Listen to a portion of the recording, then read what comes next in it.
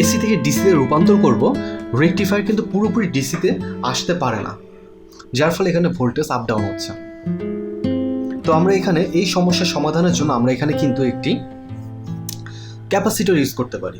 তাহলে যেই সময়টাতে এসি কাট অফ হচ্ছে ওই সময় ক্যাপাসিটর চার্জ নিয়ে আমাদের সাপ্লাই দিতে পারবে, ফলে কিন্তু একটা স্টেবল পর্যায়ে ভোল্টেজটা সেট করাতে পারবো ইনশাল্লাহ। আমরা যখন এরকম সমস্যা হবে তখন এটাকে ছোট করি,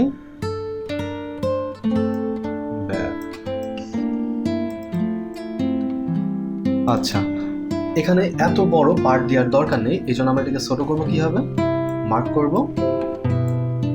ও এটা রান করা অবস্থায় করা যাবে না, ব্যাস এটাকে আমরা ছোট জায়গাতে সেট করি। সেট হয়ে গেছে।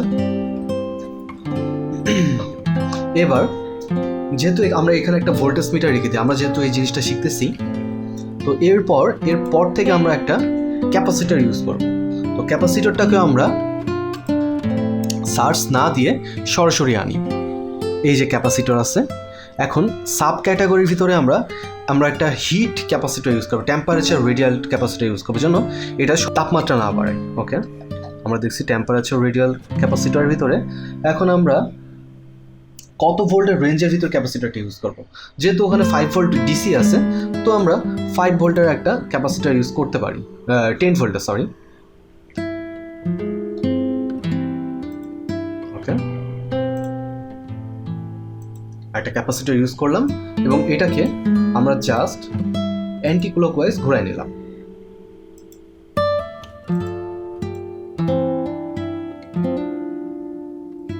ওকে, এখন আমরা সিমুলেট করে দেখি কি অবস্থা দাঁড়ায়। আমরা দেখতে পাচ্ছি যে ভোল্টেজ অনেকটা বেড়ে গেছে এবং ভোল্টেজটা একটা কিন্তু নির্দিষ্ট জায়গাতে এসে থেমে আছে, 40.1-এ থেমে আছে। এটা কিন্তু আপ ডাউন খুব একটা বেশি হচ্ছে না, যার এটার কারণ হচ্ছে আমরা এখানে ক্যাপাসিটর প্যারালালে ইউজ করছি।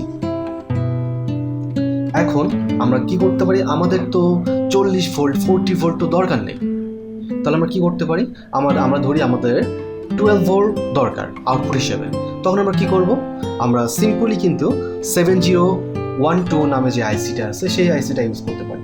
আইসি ইউজ করলে এই আইসিটা মূলত হচ্ছে একটি ভোল্টেজ রেগুলেটর আইসি। তো আমরা সার্চ দিয়ে দেখি, এটা সার্চ দিই, এটা খুঁজে বের করা মুশকিল। 7812 7812। ওকে,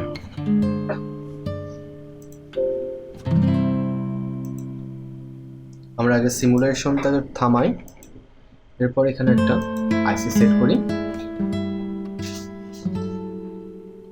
আচ্ছা, এই আইসির কাজটা হচ্ছে এখানে V1 হচ্ছে ইনপুট, ভোল্টেজ ইনপুট, এবং V3টা হচ্ছে ভোল্টেজ আউটপুট।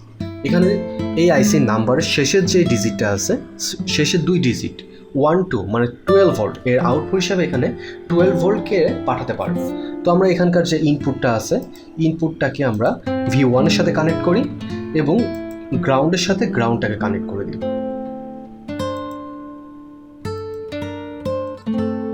ওকে, এবং এই যে আউটপুট পাচ্ছি, এই আউটপুটটা আমরা আরেকটা মিটারে মেপে দেখি যে অ্যাকচুয়াল কত আসে। তো এই জন্য আমরা আরেকটা হচ্ছে মিটার ইউজ করব, ভোল্ট মিটার, অবশ্যই ডিসি ভোল্ট মিটার।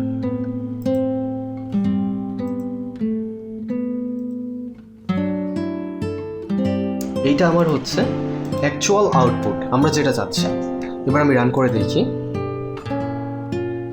আচ্ছা, এখানে ভোল্টেজটা অনেক বেশি হয়ে যাচ্ছে, কিন্তু আমাদের এই ভোল্টেজটাকে একটু কমাতে হবে, সেজন্য আমাদের এটা সিমুলেশন হচ্ছে না, এখানে সমস্যা দেখাচ্ছে।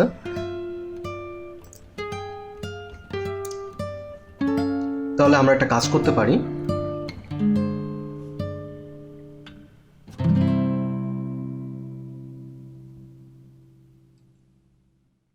আমরা জানি প্রাইমারি থেকে সেকেন্ডারি প্যাস সংখ্যা বা নাম্বার অফ টার্ন যদি বেশি হয়, অর্থাৎ নাম্বার অফ টার্নের উপর ডিপেন্ড করে ভোল্টেজের প্রাইমারি আর সেকেন্ডারি আউটপুট ভোল্টেজ। তো আমরা একটা কাজ করতে পারি, আমরা এখানে নাম্বার অফ টার্নটাকে চেঞ্জ করে কিন্তু ভোল্টেজের রেঞ্জটা কমাতে বাড়াতে পারি। তো আমরা দেখতে পাচ্ছি যে প্রাইমারিতে হচ্ছে নাম্বার অফ টার্নস আছে হচ্ছে, অর্থাৎ প্রাইমারি ইন্ডাকটেন্স আছে 1100 হেনরি এবং সেকেন্ডারি ইন্ডাকটেন্স আছে 40 হেনরি।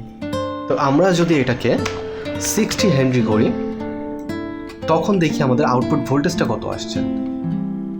হ্যাঁ, এখন কিন্তু আমাদের আউটপুট ভোল্টেজটা 49.1 আসছে এবং আমাদের এই যে ক্যাপাসিটরের রেঞ্জ কিন্তু ছিল 50 ভোল্ট।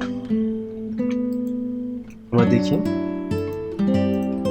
হ্যাঁ, এই ক্যাপাসিটরের কিন্তু রেঞ্জ ছিল 50 ভোল্ট এবং এর আগে আমাদের ভোল্টেজটা বেশি হতে কিন্তু সিমুলেশনে বা সার্কিটের সমস্যা হচ্ছিল। এবার যেহেতু 49.1 ভোল্ট আছে ডিসি আউটপুট ভোল্ট, এখন কিন্তু আমরা ক্যাপাসিটর ইউজ করতে পারছি, ক্যাপাসিটর ঠিকভাবে চলছে এবং যে ভোল্টেজ রেগুলেটর আইসিটাও ঠিকভাবে কাজ করে আউটপুট হিসেবে 12 ভোল্ট পাঠাচ্ছে।